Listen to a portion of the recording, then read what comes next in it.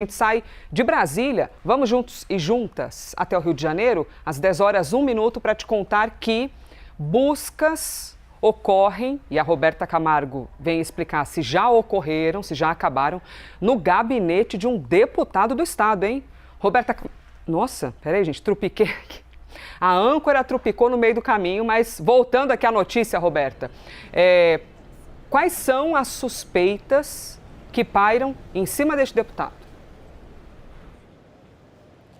Olha, Elisa, deste deputado e de um vereador também, vereador de São João de Meriti, deputado estadual aqui do Rio de Janeiro. Bom dia para você, bom dia para todo mundo que nos acompanha. O Ministério Público está indicando nas investigações que eles estão envolvidos em um esquema muito bem estruturado, este é o termo utilizado pelo Ministério Público, de lavagem de dinheiro. O que essas pessoas estão envolvidas, né? O uso, na verdade, o repasse de recursos públicos para empresas de origem oculta, também é um termo que o Ministério Público utiliza. Contratos públicos colocados ali, feitos com essas empresas para desviar os recursos públicos. Inclusive, o Ministério Público está solicitando o ressarcimento dos danos aos cofres públicos, danos financeiros. Então, hoje, foram alvo de busca e apreensão, estão sendo, né, na verdade, o gabinete aqui, deputado estadual Rafael Nobre, deputado do União Brasil, tanto o gabinete dele aqui na Alerj quanto a residência dele passam por esse alvo de mandado de busca e apreensão. E o vereador de São João de Meriti, Júlio Ricardo dos Santos Henriques, conhecido como Magrão Nobre, também do União Brasil. O que as equipes já conseguiram aprender? As equipes do Ministério Público já tiveram por aqui na Alerj, já fizeram buscas por aqui, mas estão nos endereços relacionados a esses investigados. São 10 ao todo. O que eles já conseguiram aprender? Na casa do deputado, R$21 mil em espécie. Na casa do vereador, R$45 mil em espécie. O Ministério Público ressaltou que um deles tinha foro privilegiado por prerrogativa de função, é o caso do deputado estadual, mas o vereador não tem foro. São os agentes da Coordenadoria de Segurança e Inteligência, CSI, do Ministério Público do Rio. O que essas pessoas vão responder? São 10 investigados ao todo. Organização criminosa, fraude em licitações, falsidade ideológica e lavagem de dinheiro. A gente tem nota de posicionamento tanto da Alerj quanto do deputado estadual. A Assembleia Legislativa do Estado do Rio informou que acompanha a operação nesta manhã e que reforça o compromisso com a transparência. E o deputado diz, a defesa esclarece que as medidas cumpridas nesta data têm natureza investigatória, de forma exclusiva, e que não há qualquer relação que vincule o parlamentar aos fatos investigados. A gente segue acompanhando a operação, viu, Elisa? Obrigada. Roberta Camargo, conversando com a gente ao vivo, então, do Rio de Janeiro. Aliás, ainda no RJ, começa hoje um julgamento sobre a morte do bicheiro Fernando Inácio, com os irmãos acusados de participarem da morte. Pedro Emanuel e Otto Samuel Donofre Andrade.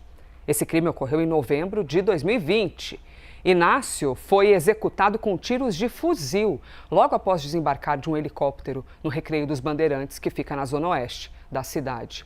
Os dois réus respondem por homicídio triplamente qualificado. Segundo a investigação, o assassinato teria sido encomendado pelo também bicheiro Rogério de Andrade, em meio à disputa pelo controle da contravenção no RJ. Em abril deste ano, agora 2026, o ex-policial militar Rodrigo da Silva das Neves foi o primeiro condenado pelo caso. Ele recebeu uma pena de 32 anos de prisão por participação na execução do crime. Para quem acompanha este caso no Rio de Janeiro, existe uma série, inclusive, chamada Vale o Escrito. Para quem tiver interesse em compreender mais, é uma série que explica exatamente toda esta teia que é gigantesca de briga pelo poder e de muitas mortes no Rio de Janeiro. Ainda nessa toada de falar de crime, falar de segurança pública, infelizmente, nos remete à insegurança pública, que rouba parte da nossa saúde mental, né, que tira ali parte da nossa resiliência com a vida, que é o medo de você sofrer com a violência. Tem um estudo que aponta o PCC, Primeiro Comando da Capital, como a principal organização criminosa em atuação nas Américas. Não é nem aqui no Brasil, é nas Américas. Natália Lauxen é quem nos conta. Bem-vinda, Lauxen. Obrigada, Elisa. Bom dia para você, para quem está com a gente aqui nessa quinta-feira. Olha, esse levantamento aponta que o PCC lidera esse ranking, então, das principais organizações criminosas com atuação nas Américas. É um levantamento do Instituto Igarapé, que foi obtido pela nossa colega aqui, Adriana De Luca, que trouxe esses dados. Esse estudo mostra, então, que a facção, o PCC, aparece à frente de outros grupos criminosos, como até o próprio Comando Vermelho e também o cartel Sinaloa, com uma estimativa aí de 30 a 40 mil integrantes. E também presença documentada tanto aqui na América do Sul, quanto também com conexões operacionais na Europa e na África Ocidental.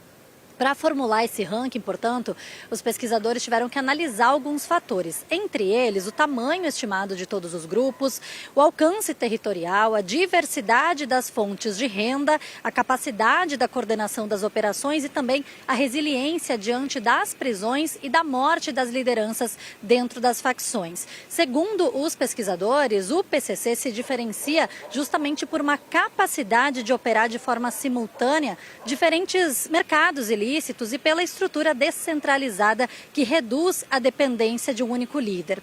Esse relatório ainda aponta que, além do tráfico internacional de drogas e armas, a facção diversificou as atividades para áreas como mineração ilegal, extorsão, lavagem de dinheiro e infiltração em áreas mais formais, como até a própria rede de combustíveis.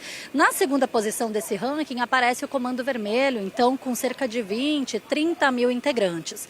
Um dos pesquisadores que ajudou a fazer esse levantamento diz que apreensões de drogas e as prisões de lideranças podem até interromper de forma temporária a atuação dessas facções, mas acabam não eliminando a capacidade de adaptação.